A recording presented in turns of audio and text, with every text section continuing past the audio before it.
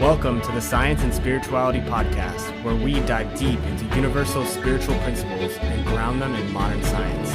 My name is Chris Carden. And my name is Kevin Carden. And we are committed to simplifying the spiritual side of success for you with easy to understand scientific research so you could walk away with practical tools to create radical transformations in your life. Let's get started.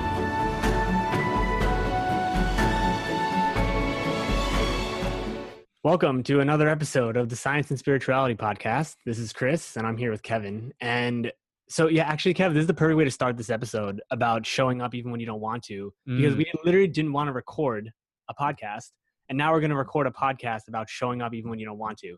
Yeah. And the reason why I thought about talking about this is because, obviously, if you don't know by now, me and Kevin are brothers. We probably said that a few times on this, but we talked last night for like 30 minutes, and we were just like talking about some of the stuff we were going through.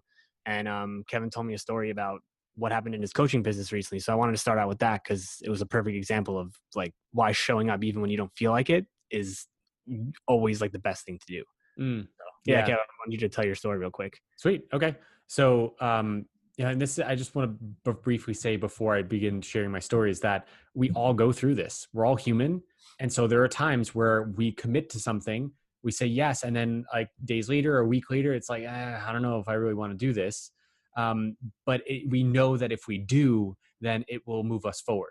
Yeah. It's not, because there are times where it's like you just have this like new knowledge or new information or new intuition that like the step to take or the thing to do is actually not going to serve or move you forward. Then like switch it up and like make a new decision or commitment. But like this is for when you feel just that internal resistance of fear or doubt or worry. So, we all go through it. So literally this past Tuesday, I had a workshop, an online workshop that I was hosting, and 22 people signed up, which I was really thrilled for and excited about. And the minute before I was going to go live and start this webinar or online workshop, there was one person in the room. And it was a colleague of mine. So it was another coach. So they were just checking in and, checking out my webinar and seeing how I ran my workshop.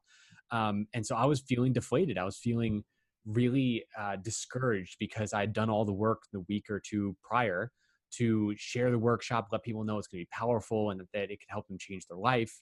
And so just to see that there was just one person, I was like, wait, like, what did I do wrong? And then I started thinking like, man, I could just say like, oh, there's just technical difficulties. It didn't happen. Just like, I didn't want to go forward with it if it was just going to be one person. And, a colleague of mine, let alone not even a person that I can serve as a client of mine. Cause I feel like that coach was like, had already known, what I was going to share. So, so I was facing a lot of resistance, but then I had this moment of clarity that in an hour, because my workshop is an hour, what decision would I be proud of that I made? Even if it just was one person on that workshop, would I be proud that I went ahead and started it? Or would I be proud that I said no and I just faked like there was like technical difficulties? And so I overcame my internal resistance. I started the webinar and I did it in a different way. Like I actually started and said, I addressed my friend Christine and said, hey, like you're the only one here. Like let's talk for a little bit. So we tried to like open up her microphone so we can converse and see if she would want me to host a workshop and deliver it for her. But then in the process of working on that, 4 other people showed up, or 3 other at that time, and then I was like, oh wow, okay, like I'm gonna do it. But imagine if I just said like, oh no, I'm not gonna do it. I had technical difficulties and just closed out the web browser. Mm-hmm. And there would have been seven people total showed up. 7 people wouldn't have been served. And now 3 days later, from that workshop, I've enrolled 3 clients into my business because I said yes. And I just went for it and overcame that internal resistance. So yeah, it's not always just one final thing is it's not always going to be a result like that. It's like, cause that's my intention to serve clients on that workshop and potentially enroll them in a program if they find that they could really use my support. But there have been times in the past where I didn't enroll clients from that, but I still was proud of myself for showing up. So that's the key. And I think like at that point, it's almost like the integrity that you have towards yourself and your own word about saying that I'm going to do this. Cause I feel like that's like the times in my life when I feel the most deflated is when I'm on a string of like saying I'm going to do something and then not doing it, even if, and even if like no one is there to witness it. Do you know what I mean? It's like, oh, I'm Yeah. going to work out today or I'm going to work out tomorrow, and you don't do it. You start to lose that sense of, um, like trusting your own word almost. It's like it's very Hmm. easy to lose trust with other people, right? But we don't realize like how many times like we tell ourselves we're going to do something and then we don't do it. And I feel like every time you do that, it chips away a little bit at your confidence. Like Mm. there's literally been times like even recently where I was in that space where I was saying I was going to do something and I didn't do it so much that even when I felt like recommitting, I already had the thought of I'm just going to let myself down again because Mm. I was so in that space of not being able to trust like what I was saying. Hmm. So it's crazy. And then while you were talking, Kev, first of all, congratulations. That's Thanks. awesome. Appreciate it. And then I was thinking that what if, and again, whatever you believe in, the universe or God or whatever kind of spiritual power or oneness and connection that you believe in, like what if that was the test? You know what I mean? Like it was supposed to go that way and you were supposed to have that battle between yourself of should I do this or should I not? And you chose the right way.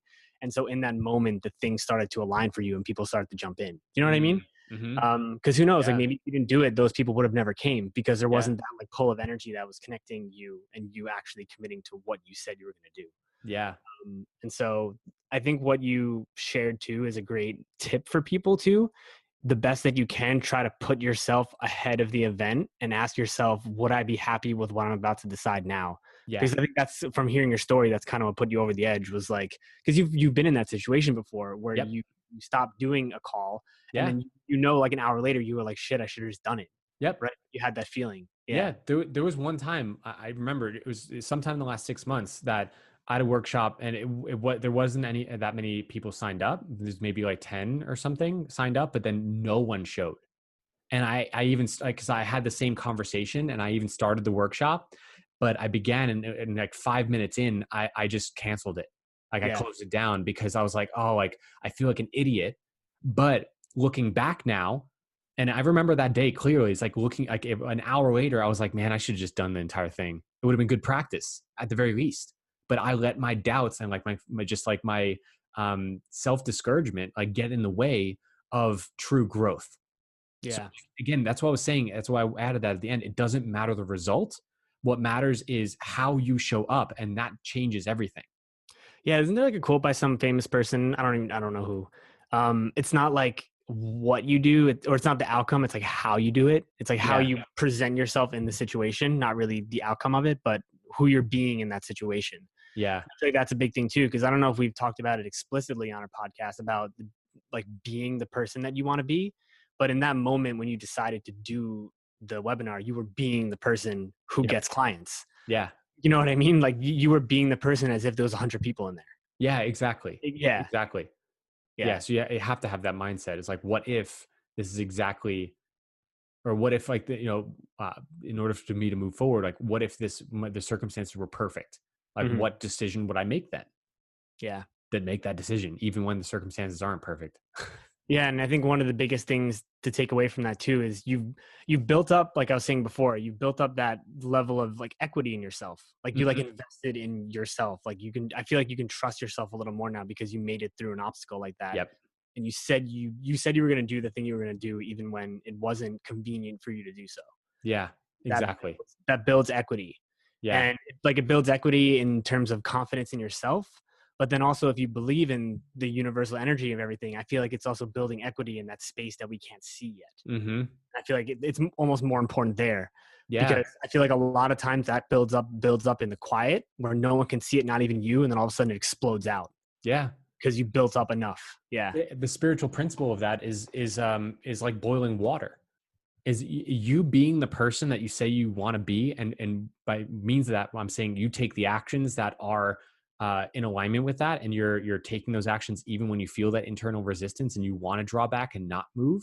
Then you're it's like you're keeping the pot on the stove and it's going up a degree each of these action steps, even when things don't work out, even when the circumstances aren't perfect, and you're consistently staying in in harmony with the vibration of the dream, the reality that you want to create. It's you're in harmony with it consistently, and then it builds up. So there's eventually what's called a phase change from 211 degrees Fahrenheit to 212 degrees Fahrenheit.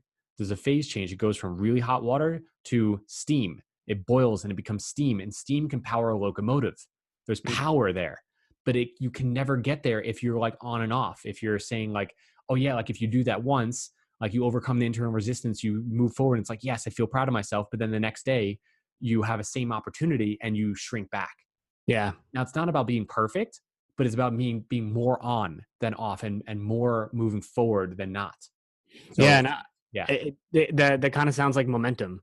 yeah. Because I was talking about Exactly that yesterday too to you on the call about how I feel like over the last like few weeks, like I haven't been able to gain that momentum, and it's almost like when you like roll a rock down a hill, like eventually you're not gonna be able to stop it. Like your habits are gonna overtake that sense of like I don't want to do this. Like when you build those habits, they kind of override the times when you don't feel like doing stuff. Yeah. And that's like a huge thing, like momentum. Yeah. Dude, like as another simple example is like, I was just thinking about this in terms of like habit. Like there's a term that Napoleon Hill uses that is called cosmic habit force. It's a fascinating term, and I'm about to find out what it is because I'm reading his book called The Keys to Success. You're gonna learn today. Yeah, right. And that's one of the chapters, the cosmic cosmic habit force. And such a simple example. I was thinking about this a couple of days ago. It was like late. It was like 12 p.m. and I usually go to sleep at like 10:30. It was like midnight, or I'm sorry, not 12 p.m. So 12 a.m. It was like midnight, and I was brushing my teeth, and I just wanted to like go to sleep. And like I was initially going to just brush my teeth and then go to sleep, but I've been forming a new habit over the last couple of months of flossing every day. Because I never really grew up, I don't know about you, Chris, but like, I feel like we never flossed. Yeah. But like, because I've had the habit, even though my body wanted to just go to sleep, like I just naturally like just reach for the floss without even thinking about it. And I was like, hell yeah. Yeah. Great. Like I have a habit of it now. So like you could build that up over time of just moving forward and taking action as well in those phases of like, those circumstances, or like when you just don't even feel like it. Because I didn't feel like flossing my teeth, but just like my hand just reached for it. I was like, it's happening. Like a more example that like I think the people listening would resonate most with. Have you ever not had your phone and then just like automatically you'll reach for your pocket? It's like, wait, what? Yeah. You don't even consciously think of like what you were going to do with your phone, but you just reached for it. It wasn't even there. Those patterns, they built into your brain. Yeah. Yo, we should I don't know if we've done an episode on patterns yet, because that would be a really because dude, that would be a really cool episode to do with science and spirituality, because we can literally talk about the science of like brain changes. Yeah. How like paths and neurons kind of like form and stuff. You can write that down. Yeah, cool. I'm writing down right now. And then I also wanted to just bring up, because I think we should wrap this up soon. I want to keep this short, but there's just a lot to talk about for this. Yeah. Because there's you can also look at this in your life too, because maybe some people are like, oh, like I don't have like good habits, and like I don't know if like that's gonna work or anything. You can also look at it, look for examples of it in your life with negative habits. Yeah, like it forms both ways. Like there's no, what's the word, like there's no discrimination. Like it's just habits are gonna form. And so I was thinking, like, have you ever been on like a really healthy eating streak where it's so easy to eat healthy, but then conversely, like let's say you never have cake, but then there's cake in the house, and for 5 days in a row you have cake. That sixth day, it's really easy to have cake again. Yeah. It's like you built that momentum up for eating cake. Yeah. So like stopping it's the hard part. Yeah. Yeah. So like, dude, let's save that, because we're going to get into that. But yeah, we'll make another episode about habits and patterns and the science and spirituality of that. So boom. I think I'm good in what I wanted to share. Just show up, just do it. Just ain't nothing to it. Just got to do it. What's that from? I don't know. I think it's a song, but nice. Yeah. Yeah. Just send it. Just send it. Oh my God. I haven't heard that in months. Yeah. Just send it. Yeah. And if you don't know what that is, just Google that. Google it. Yeah. Yeah. Send it whenever you feel like you don't want to send it. All right. Anything else you want to add, Chris? No, I'm good. Sweet. All right. See y'all in another episode. And that's it for today. So thanks for tuning in, and we really hope you enjoyed listening to this episode as much as we enjoyed recording it. So any questions, any comments, just connect with us on Instagram. You could always DM us at Kevin Francis Carton and at Chris J. Carton. And also, if you feel guided to, the one thing we do ask is for you to please rate the podcast and leave us a review. This way we can reach more people and impact more lives with this amazing information. With that, we'll see you on the next episode.